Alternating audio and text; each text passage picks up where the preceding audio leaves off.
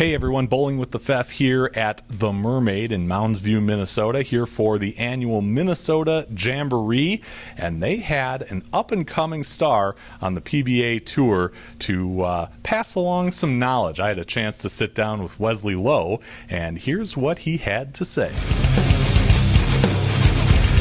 Let's start out with this event, the Minnesota Jamboree.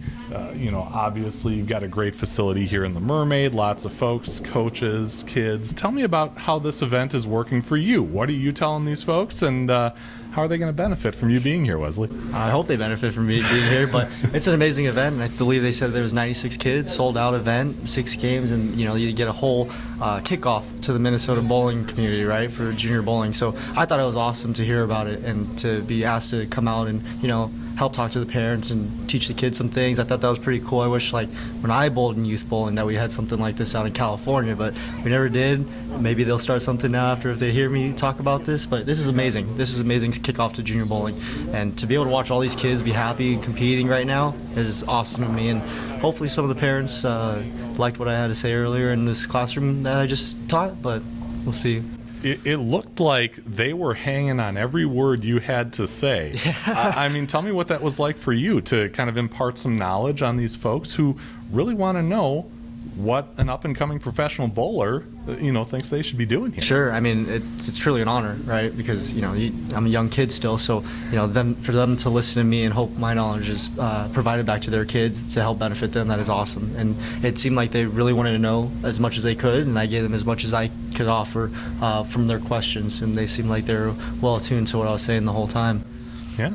What do you hope the kids take away from this event, not only from you being here, but from the competition? I mean, it's I haven't seen anything like this in Wisconsin, at least not near where I live. Sure. So it seems like it's a great opportunity. Yeah, I mean, I just hope they learn from it. Good, bad, or indifferent, and however they bowl today and what they get to do for the rest of the day. I hope they learn from it and make some better, moving on towards the future, because one bad day isn't the worst thing ever. It's just learning, right? So yeah. Same thing for the parents, is learning how to adapt to your kids or how to get them a little bit better for the next competition, earn some scholarship money, and win some tournaments coming up. Yeah, for sure. Last month, we all got to see the PBA draft for the league. Yeah. You were eligible. Yep. Unfortunately, not on a team. Tell me your reaction, first of all, to that. Honestly, I didn't have a reaction to it.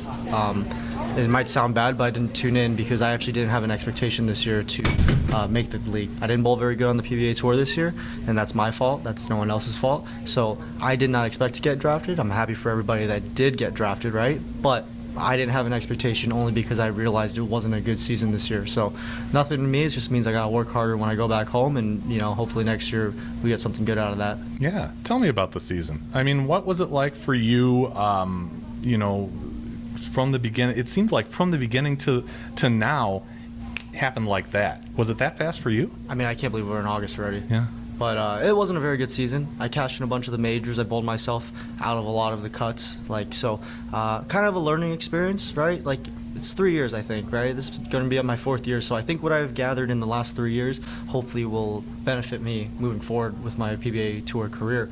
Not so good, like I said.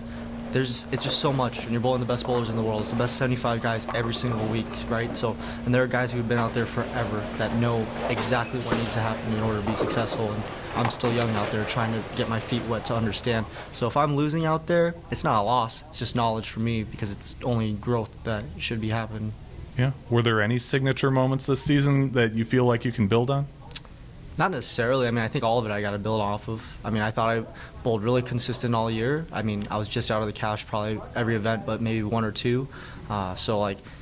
It's nice to cash and make money, but at least I could say that it was consistent throughout. And 3 major cashes is pretty good. U.S. Open had changed their format. If not, I would have made the advancers round. Cash, though, instead. I think it was 29th. Made match play at the Masters. I lost to Kevin Williams the first match. He bowled 760, or no, it was 760 to 750, but bowled 300 the last game at me. So, you're like, all right, well, there's nothing more I could do to that. There's nothing different that I could have done differently.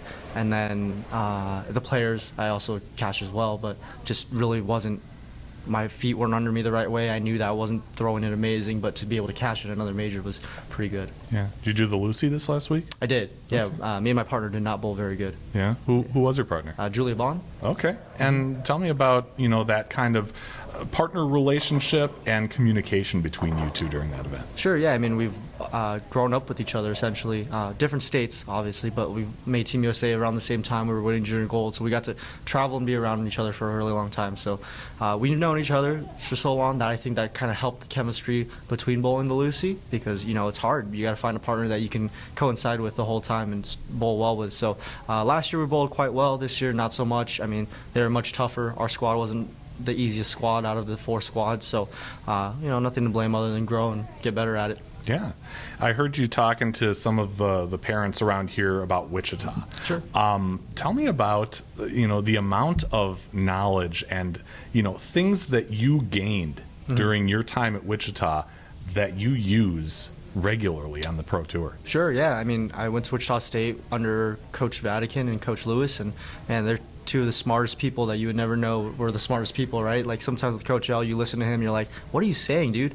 And then, but realistically, like everything he said, I still use to this day, essentially. Like he was big on micromanaging your hand on movements instead of making big ball changes and stuff like that. So stuff like that was things that I never thought about or learned about because he's so much more old school in a sense. So you bring the old school back to the new school, now you kind of have a little bit of everything in knowledge. And Coach V was awesome. I mean, he was really good mental game coach, and if you saw me when I was like 16, 17, you look at me and be like, man, that's a punk kid right there. And like, so now then, like after 4 years and you learn some things, like it betters your mental game, it betters you as a person, and luckily I was fortunate to be under those two. So whether or not winning a national championship was the goal, I think I learned a lot more through them, and I think that was much more beneficial than winning a national championship. Yeah.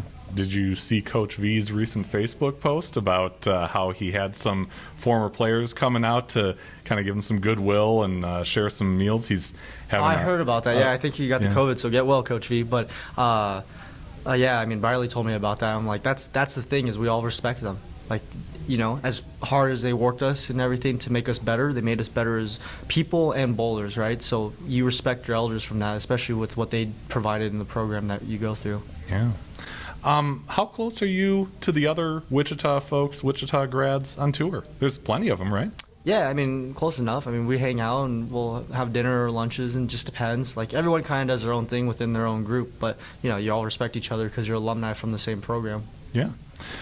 This coming season is going to come with a change as far as urethane and urethane-like bowling balls. Sure. The hardness requirement goes up a little bit. Mm-hmm.